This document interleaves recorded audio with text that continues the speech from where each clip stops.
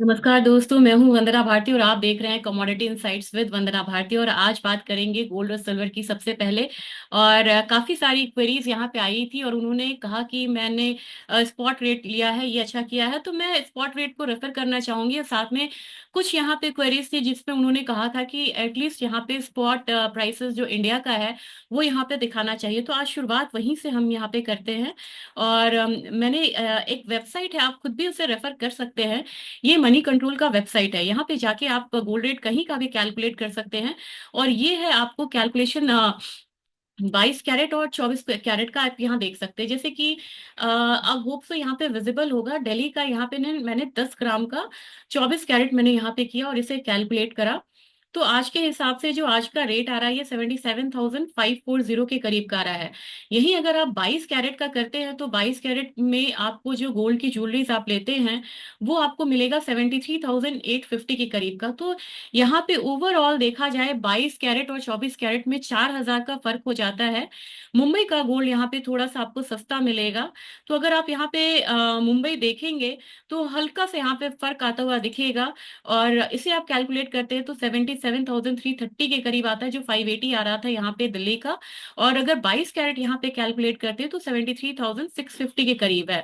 तो ओवरऑल अगर यहाँ पे देखा जाए तो 4,000 का जो एक फर्क है ये हमें गोल्ड प्राइसेस में देखने को मिलता है 22 कैरेट और 24 कैरेट के बीच में। तो जब भी आप ज्वेलर्स के पास जाते हैं तो आपको एक अंदाजा होना चाहिए कि 24 कैरेट का भाव अगर 80,000 के करीब आ रहा है तो आपको 22 कैरेट की जो ज्वेलरी है वो यहाँ पे 76,000 के करीब मिल सकती है। अब यहाँ पे गोल्ड के आउटलुक से पहले एक हिस्टोरिकल डेटा मैंने यहाँ पे लिया है, ये काफी इंपॉर्टेंट है। यूएसडी में ये रिटर्न है। ये रिटर्न आपको अपने आईएनआर में ज्यादा रहेगा। अगर ओवरऑल देखा जाए तो 5 साल का रिटर्न यहाँ पे 84% के करीब गोल्ड का है। अगर हम 20 ईयर्स को लेते हैं तो 522% का रिटर्न गोल्ड ने अभी तक दिया है, जो कि एक मैसिव रिटर्न हम यहाँ पे आता हुआ देख रहे हैं। अगर यहाँ पे चांदी की बात की जाए तो 89% का रिटर्न यहाँ पे 5 सालों में दिया है।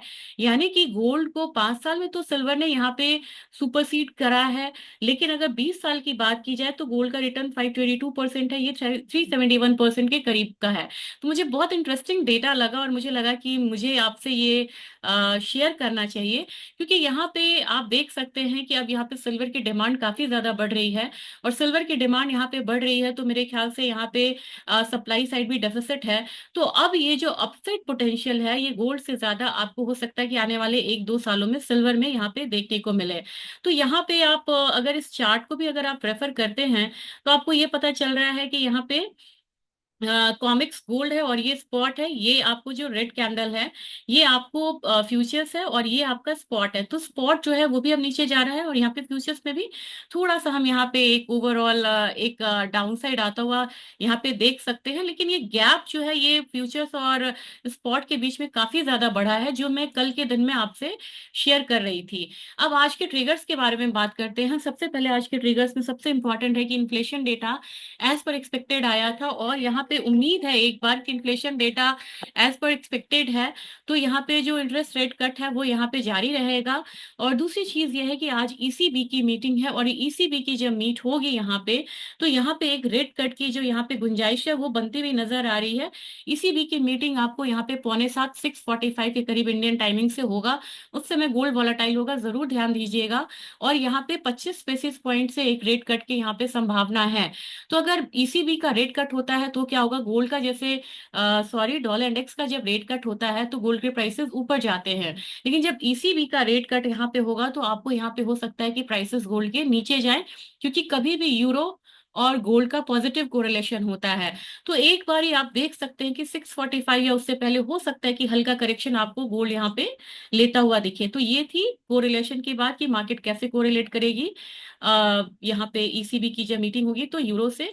और अब यहाँ पे हम लेते हैं यहाँ पे आप एक पॉज आता हो ही अब आप यहाँ पे देख सकते हैं डॉलर इंडेक्स सॉरी यहाँ पे गोल्ड और इंटरनेशनल गोल्ड में मैंने ये वाला एक बोला था कि यहाँ पे एक आपको पॉज दिखेगा, बिल्कुल वहां पे एक पॉज यहाँ पे आता हुआ दिख रहा है। यहाँ पे एक हॉरिजॉन्टल लाइन करते हैं, क्योंकि जब तक ये लाइन क्रॉस नहीं करेगा तब तक मुझे लग रहा है कि यहाँ पे एक पॉज देखने को मिल सकता है, और यहीं पे आके आज भी गोल्ड अटका है। तो मेरे ख्याल से अगर फॉल आती भी है यहाँ पे तो 2690 तक, डॉलर तक एक फॉल आता हुआ हम देख सकते हैं। अगर ये डीप होता है तब जाके हम 2680 78 डॉलर तक का फॉल आता हुआ आज के दिन में देख सकते हैं। तो आज के दिन में हल्का सा करेक्शन जो है वो गोल्ड में आएगा। ओवरऑल जो ट्रेंड है अभी भी यहाँ पे फर्म है, लेकिन जो फॉर द टाइमिंग एक होता है ना कि छोटा ट्रेड करना चाहते हैं, वो यहाँ पे सेल कर सकते हैं। अपने बाजार की बात की जाए तो अपना बाजार बिल्कुल पॉज में है। और कल एक क्वेश्चन था कि हमारे बाजार और बाहर के बाजार में काफी ज्यादा फर्क था। ये फर्क आपको यूएसटी आईएनआर से भी आता है। तो जब भी आपको लगे कि ये फर्क क्यों आ रहा है तो आपको एक बार आईएनआर को चेक करना होगा।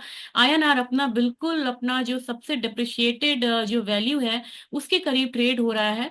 तो इसका हाई लगा हुआ था कल 84.87 के करीब, आज का हाई क्या है 84.88। अगेन ये डिप्रिशिएट हो रहा है। इसकी वजह से क्या हो रहा है कि आप चार्ट में फर्क देखिए। हमारा गोल्ड जो है ये रेंज में है, अभी ये बहुत ज्यादा गिरा नहीं है, एक गैप डाउन ओपनिंग है। लेकिन बाहर के गोल्ड में लग रहा है कि जो सेलिंग कंफर्मेशन है वो थोड़ी यहाँ से बेहतर है। तो ओवरऑल लग रहा है कि यहाँ पे शाम के सत्र में आते आते हो सकता है कि एक हल्का सा मुनाफा वसूली हम लोग अपने गोल्ड में आता हुआ देखें। लेकिन 78,550 तक का ही यहाँ पे टारगेट रखिए, ज्यादा बड़ा टारगेट ना रखिए, वो अच्छा रहेगा। क्योंकि यहाँ पे ओवरऑल सिल्वर जो है वो हायर साइड ट्रेड हो रहा है। और सिल्वर मुझे लग रहा है कि गोल्ड और सिल्वर में आज थोड़ा सा डिफरेंस देखने को मिलेगा। और अपना एमसीएक्स पे भी अगर सिल्वर की बात की जाए, एक अपसाइड देखने को मिल सकता है, लेकिन ये अपसाइड में मैं ज्यादा लंबा टारगेट नहीं देना चाहूंगी। मैं चाहूंगी यहाँ पे कि 96,350 तक के टारगेट के लिए ही आपको यहाँ पे बाय करना चाहिए। इसके लिए स्टॉप लॉस लगाना होगा 95,800 का। तो आज बड़े सतर्क होकर ट्रेड करने की जरूरत है, क्योंकि गोल्ड में एक यहाँ पे करेक्शन आता हुआ दिख रहा है। और यहाँ पे गोल्ड जो सिल्वर जो है वो थोड़ा सा रेंज में मेंटेन कर रहा है अपना। अब बात करूं यहाँ पे यूएस ऑयल की, तो यूएस ऑयल में एक चीज मैं बताना चाहूंगी क्रूड ऑयल में, कि 2017 के बाद सबसे ज्यादा नेट लॉन्ग पोजीशंस बने हैं। ये एक आश्चर्य की बात भी है। और यहाँ पे लोअर साइड से लॉन्ग पोजीशंस काफी बन रहे हैं।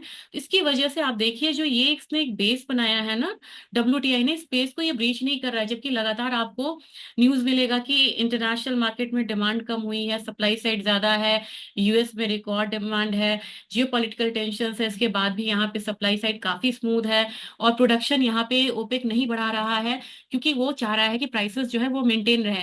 तमाम निगेटिव न्यूज के बाद भी यहाँ पे हेज फंड्स ने यहाँ पे लॉन्ग पोजीशंस को क्रिएट किए हैं। और यहाँ पे मुझे लग रहा है कि $72 तक प्राइसेस आएगा, तभी मैं यहाँ पे सीओटी के पोजीशंस को देखते हुए यहाँ पे मैं सेल कॉल नहीं दे रही हूँ।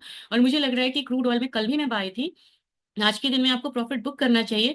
अगर यहाँ पे कोई कॉल बनती भी है तो 5970 के करीब आपको बाइंग करनी चाहिए। यहाँ का टारगेट आपको 6010 का होगा, 10 का ही रखते हैं। और स्टॉप लॉस लगाना होगा 5975 के करीब का आपको, 5955 के करीब का एक स्टॉप लॉस आपको लगा के चलना चाहिए। तो यहाँ पे मॉडरेट एक बाइंग नेचुरल क्रूड ऑयल में निकल के आ रही है। नेचुरल गैस ने बहुत अच्छा मूवमेंट दिया है, ये मुझे एक्सपेक्टेड था, मैंने आपसे कहा भी था कि फिर से एक बाइंग इसमें आएगी।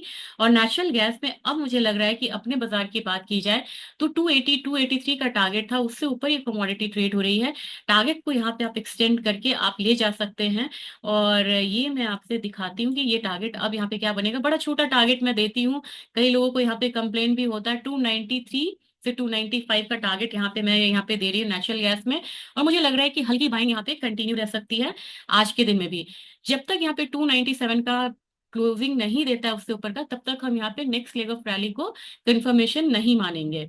अब यहाँ पे चाइना से भी अब स्टिमुलस की न्यूज पे काफी ज्यादा बेस मेटल मूव कर रहा है। तो अपसाइड जो है जिंक का 294 के करीब ही रहेगा, स्टॉप लॉस लगाना होगा 291 का। एल्यूमिनियम में एक 247 तक की बाइंग मैंने कही थी कि 247 तक एक बाय देखने को मिल सकता है, उस पर आप कायम रहिए। और इसके लिए स्टॉप लॉस लगाना होगा 244.75 का। कॉपर लीड कर रहा है यहाँ पे। और इस बार लग रहा है कि कॉपर कल के हाई को अगर ब्रीच करता है तो अपसाइड में यहाँ पे 238 का टारगेट आता हुआ दिख सकता है। और यहाँ पे आप 6 रुपए तक के लिए यहाँ पे, इनफैक्ट 5 रुपए 6 रुपए तक के लिए आप बाइंग करिए। स्टॉप लॉस आपको 831.5 का लगा के चलना चाहिए। जीरा में मुझे लगा था कि ये एक बाइंग जो है ये कंटिन्यू रहेगा 244 24,500 तक, लेकिन 275 से प्राइसेस नीचे की तरफ आया है।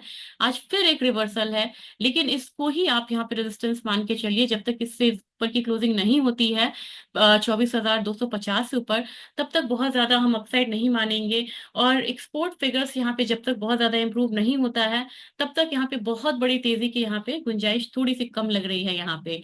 और टर्मरिक की बात की जाए तो टर्मरिक में मुझे लग रहा है कि एक अपसाइड लेवल को मेंटेन किए हुए, लेकिन रेजिस्टेंस फेस कर रहा है 14,170 के करीब का। तो आज के दिन के लिए भी बाइंग का जो टारगेट रहेगा, इसी रेजिस्टेंस को मान के हम चलेंगे, 14,170 का। और आपको टारगेट रखना है यहाँ पे 14,170 का। स्टॉप लॉस लगाना होगा 13,970 के करीब का। धनिया में मैंने 8,000 का टारगेट दिया था, वो बिल्कुल आ गया है टारगेट। प्रॉफिट यहाँ पे बुक करिए, 8,022 लगा है यहाँ पे। और अगर आप सेकंड टारगेट के लिए यहाँ पे एक्सटेंड करना चाहते हैं, तो आपको यहाँ पे ये टारगेट निकल के आएगा। प्रीवियस हाई को हम लेंगे तो 8,050 का। तो हल्के से मतलब एक से ज्यादा अगर आप कॉन्ट्रैक्ट में आपकी बाइंग है तो 50% आप बुकिंग करिए, इसको पार्शियल प्रॉफिट बुकिंग कहते हैं। स्टॉप लॉस को ट्रेल करके आप लगा सकते हैं 7,980 पे। और फिर आप 8,050 के लिए यहाँ पे होल्ड करिए थोड़े से पोजीशंस को। कैस्टर में एक रिवर्सल देखने को मिल रहा है, बहुत स्ट्रॉन्ग रिवर्सल नहीं है, लेकिन 6370 के करीब बाइंग रहेगी यहाँ पे। 6500 का टारगेट, स्टॉप लॉस होगा 6320 के करीब का। आज गुआर काउंटर ने काफी दिनों बाद एक मूव लिया है, और मैं इसका वेट कर रही थी। मैंने आपसे कहा था कि 9 डेज का ईएमए है, इससे ऊपर ही मैं बाइंग की सलाह दूंगी। तो 5165 पे बाइंग रिकमेंडेशन है, 5220 का टारगेट है। स्टॉप लॉस लगाना होगा 5140 का। और ग्वारगम में अगर बात की जाए, तो ग्वारगम में थोड़ी सी फ्रेश बाइंग यहाँ पे नजर आ रही है। 10,200 पे बाइंग करिए, टारगेट है 10,350 का। स्टॉप लॉस लगाना होगा 10,075 का। और आज यहाँ पे कुकुड़ भी बिल्कुल हल्की बाइंग दिखा रहा है, यहाँ पे बहुत कम मूवमेंट है। 2710 पे बाइंग के बाद यहाँ पे जो अपसाइड का जो टारगेट है, वो सिर्फ सिर्फ यहाँ पे 2755 का बनेगा। स्टॉप लॉस लगाना होगा 2690 के करीब का। तो कोकुड में भी बाइंग है। तो आज के दिन देखा जाए ओवरऑल बाइंग निकल के आ रही है। बस सस्पिशियस लग रहा है यहाँ पे गोल्ड, क्योंकि गोल्ड में जिस तरीके से यहाँ पे ईसीबी की मीट और रेट कट होना है, और यहाँ पे अगर डॉलर इंडेक्स बढ़ता है, तो मेरे ख्याल से डॉलर में गोल्ड में भी एक प्रेशर देखने को इवनिंग में मिल सकता है। तो 6:45 यहाँ पे बिल्कुल अलर्ट रहेगा, उससे पहले ही रिएक्शंस आने शुरू हो जाएंगे। और वीडियो के साथ बनी रहिएगा, डेली अपडेट्स ये आते हैं मार्केट को लेके, और स्ट्रैटेजी बनाने में आपको मदद जरूर मिलेगी। वीडियो को ज्यादा से ज्यादा शेयर करिएगा। थैंक यू, आपका दिन शुभ हो।